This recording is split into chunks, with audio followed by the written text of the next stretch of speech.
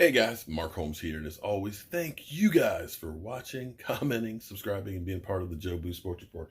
Without you guys, this literally does not work. You know, it's fun because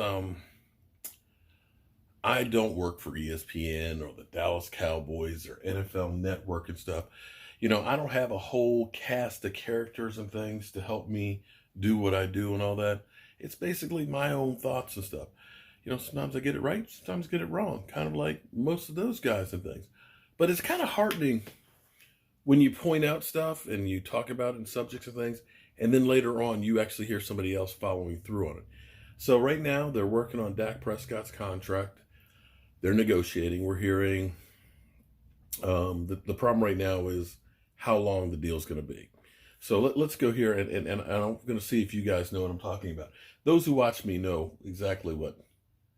Even though Prescott has not yet signed the franchise tender. So no doubting the on-field impact of Prescott, right? 118 combined passing and rushing touchdowns. That's tied for the second most by a player in his first 4 seasons in NFL history. The only quarterback with more, Hall of Famer, laces out, Dan Marino. More important than that, those numbers have translated to wins. Since 2016, Prescott's 40 wins as a starter trail only Tom Brady's 47.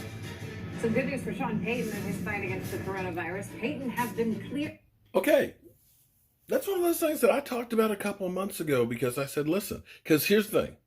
It's amazing because looking at the Eagles, they talk about Carson Wentz and the great season, a great job that he's done because they promoted that with his 97 touchdown passes that he's had to start his career.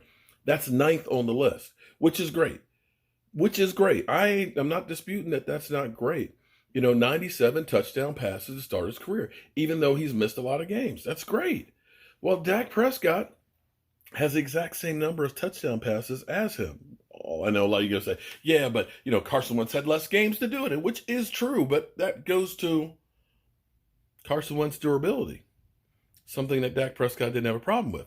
But once you put on the 3 touchdowns for Carson Wentz, he's got 100 rushing, and the 21 from Dak, that gets you that 118 number. Take a look and think about that. I brought it up before, and of course, people are like, oh, you can't count those rushings. Why not? Why not? Why can't you count those touchdowns?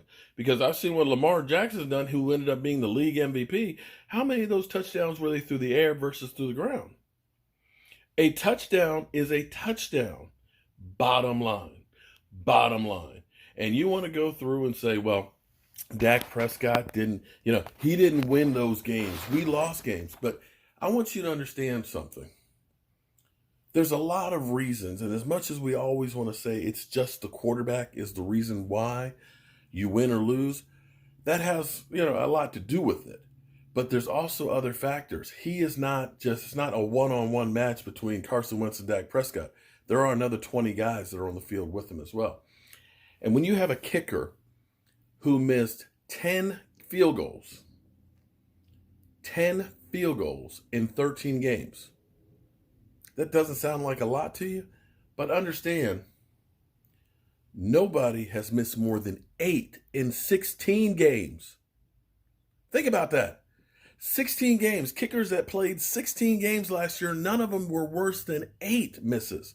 We had 10 in 13 games. You don't think that has a bearing at all? At all? Come on. So in other news, we have some news on Carson Wentz. And these are things that, Carson Wentz, as people put it, he's a lot better than Dak Prescott.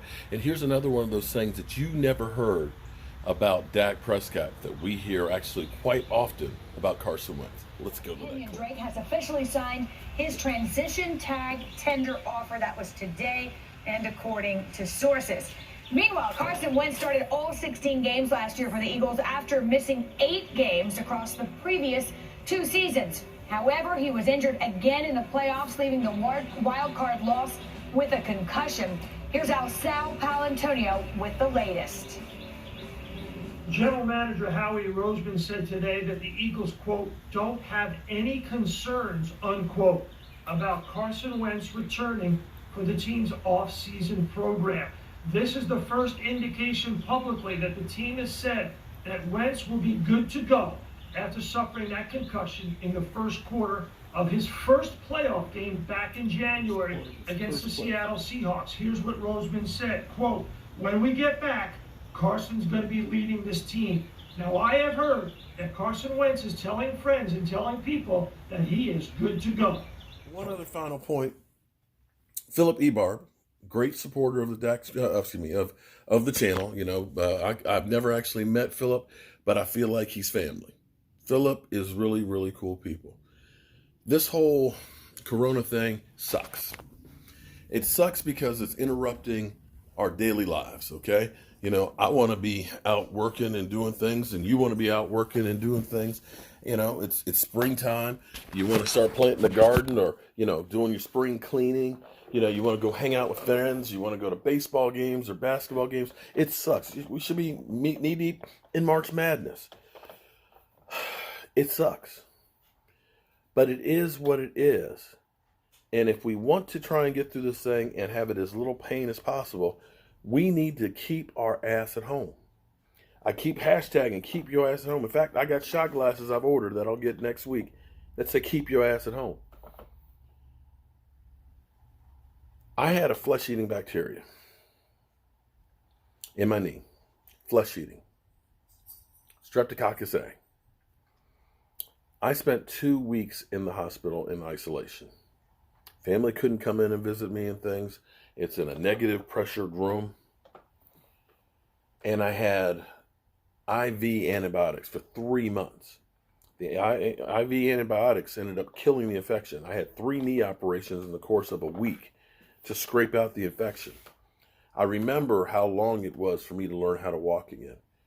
But this thing is different.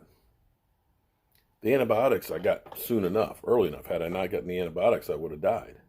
Literally, if I had waited one more day, I would have died. This thing, there is no antibiotics for it. Your body has to fight this. When you go to the doctor and stuff, they put you on a ventilator if it's that bad, and they give you medicine for the pain. And talking to people who are dealing with this stuff now, Philip Ebarb, take a look. He's Dak Prescott's uncle. Take a look at his Facebook page. He has family members that are nurses that have lost a couple of people in their hospital. Not elderly people like you're talking about. We're talking about 40-year-olds that had no underlying problems. And even some of the ones that have survived, going through this pain, this agony, and everything else is literally hell. So don't play. Keep your ass at home. And if you have to go out, keep yourself safe. Hand sanitizer. Don't touch your face. Keep your distance from people. Careful what you touch. The sooner we all start doing this, the sooner this shit will go by and we can get back to normal. All right, y'all. I'm doing a honey-do list here at home and just trying to keep busy. I'll see you guys soon.